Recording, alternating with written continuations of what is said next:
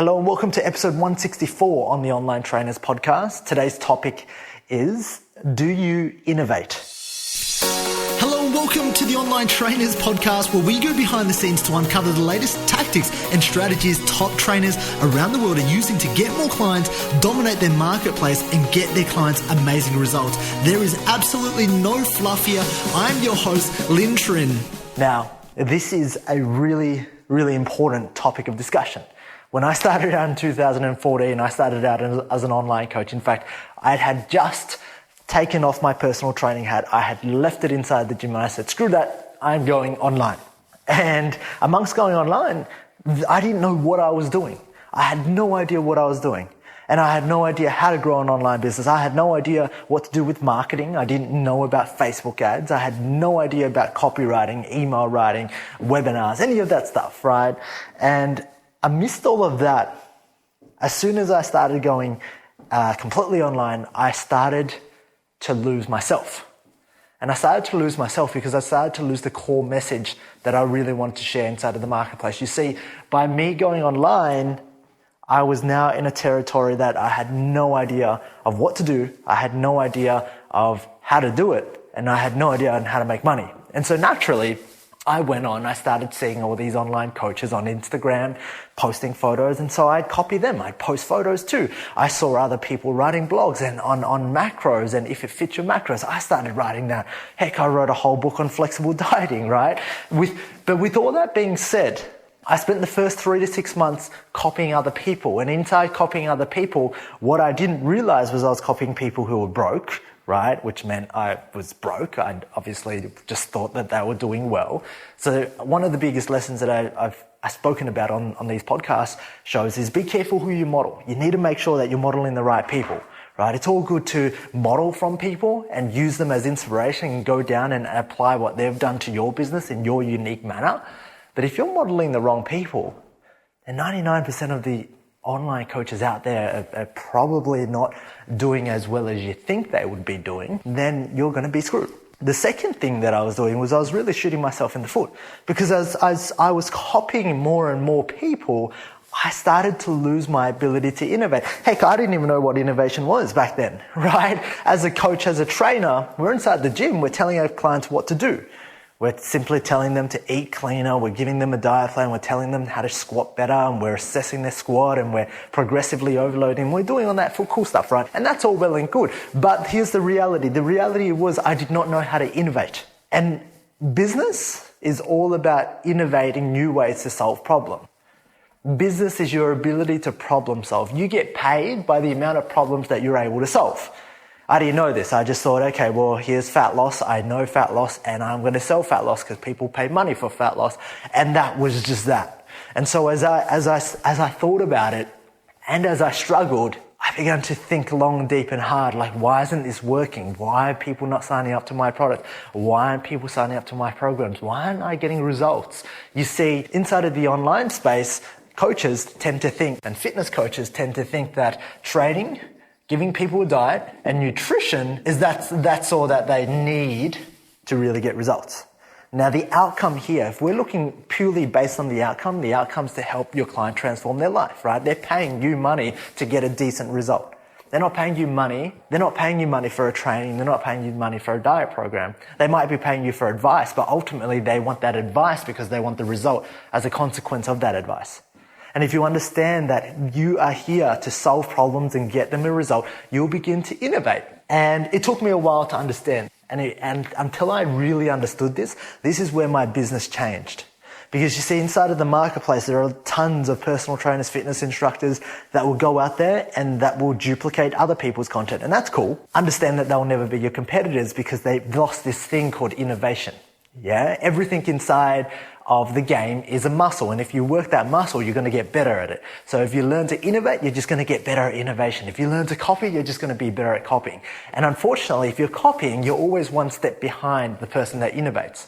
And if you've been listening to this podcast episode, you know that I'm a big fan of staying ahead of the trend, because that's where everything becomes better, easier. It's easy to sell, easy to market, okay? You're first to the marketplace. So with that being said, how do you begin to innovate?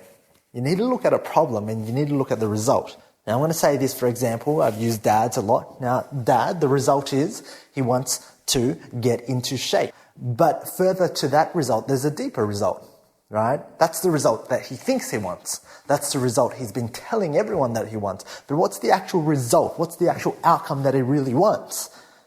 He wants more love, right? He wants more connection with his kids, with his partner, and he feels as though getting into shape is going to give him that. He wants more connection and he wants more significance around his workmates and peers. He doesn't want to be bullied. He doesn't want to be told that he's fat. He wants to feel significant, possibly around his receptionist at work, who knows what he wants from her. But there are a lot of things that are layering upon each other, the result that he actually wants, that he thinks that getting into shape is going to give to him. So we go the result, and we go the result beyond the result. So if we can give him the result, how many ways can we innovate to get him into shape? Now, there's first and foremost, yes, you can give him a training and diet and training and nutritional program, and that's cool. You can help him. You can give him the information, and that's cool. But here's the thing. You know by now that information means jack. I was gonna swear. You know right now that information means jack, because if it meant like we've got way more information now than ever. If the amount of confusion has risen, right? The amount of information equals complexity. Okay, the more routes you give somebody to take, the more confused they get. Because as soon as they take a route, like have you ever been lost in a forest or a jungle? I was in the Amazon the other month. But if I was lost in the Amazon and I had 3 routes and I went down and I was like, I'm not seeing results. I'm gonna turn back and I'm gonna go through the other way. It just becomes really confusing. And this is what the whole marketplace is turning into. It's turning into a bunch of confusion. So what do? You've got training, you've got nutrition. But really, if you're looking to achieve results for your clients and your prospects, the one thing that you should really get them to do is by changing their actual habit. Now, we talk about habits, we talk about mindset, but it all sounds like real fluff. It all sounds like, oh yeah, how do you do that? Just wake up every day and go for a morning walk, or just eat clean. Why can't you eat clean? Once again, this is more information. So how do you actually get somebody to naturally change their habits and immerse themselves inside of that conversation and concept of changing their whole habit and identity? It's by changing their environment. First, you need to aspire to become a leader that they actually look up to and they want to become. You can never, ever change somebody who doesn't want to change. A person who's going to change, needs to look up and be willing to change because they're inspired by you to change. Does that make sense? The second thing is once you've got them in this state of inspiration and admiration and motivation, it's conceptually bringing them into the right environment where other people just like them, this is why we talk about niching down, other men just like them, are just like them, that they are seeing before their eyes changing. This is the whole concept of niching, but this is more than that. This is about bringing a whole new environment together. And if you are the inspiration, you are driving them with the motivation, the certainty, and they are now seeing before their eyes. You've brought them inside of this environment where other people are changing. You will now empower them with the certainty and the clarity that this is for them and that this works and that they should go all in on this process. Because we go back to the Amazon, we have 3 different pathways.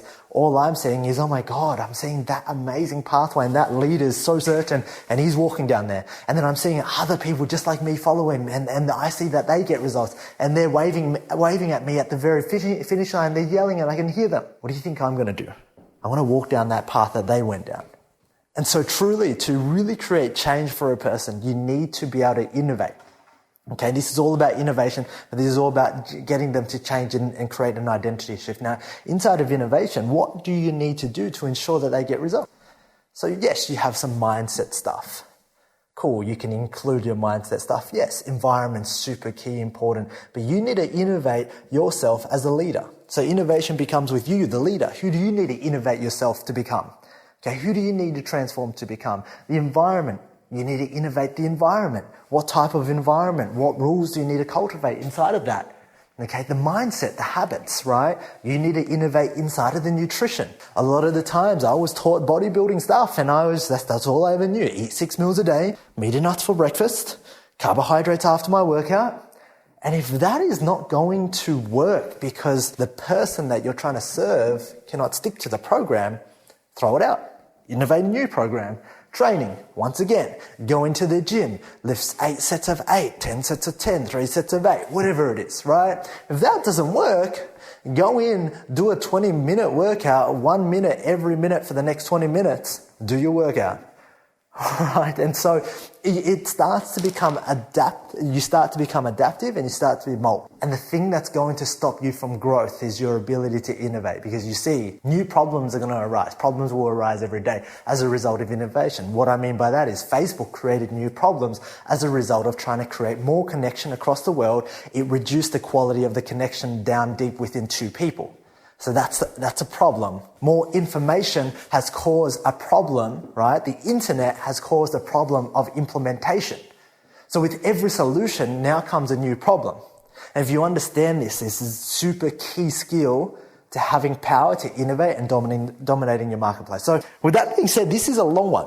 And more importantly, if you listen to this again and again and again, I'm going to mark this actually and put it up inside the Online Trainers Club. This is a very, very important episode because it is going to determine the difference between your success and failure. It's going to determine the difference between you succeeding and you actually moving inside of a marketplace that is saturated and you not standing out.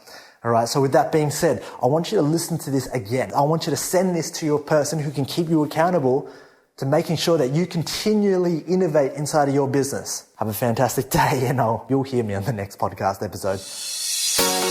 Alright, if you enjoyed this podcast, please leave me a 5-star review on iTunes, and feel free to leave a review, and that way I can respond and I can take that on board in developing content to serve you. Now, if you're not a part of the Online Trainers Club on Facebook, please do yourself a favor and be a part of the conversation. That's where I add daily tips, tricks and strategies on how you can build out funnels, how you can get more clients and ultimately become a better online coach.